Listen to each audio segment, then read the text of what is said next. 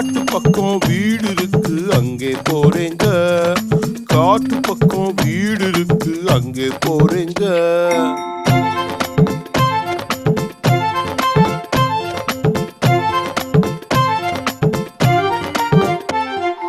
கம்பளி சட்டை நல்லா இருக்கு, யாரு தந்தாங்க? யாரு தந்தாங்க? கடவுள் தந்த சொத்து தானே, வேற யாருங்க? கடவுள் தந்த சொத்து தான்.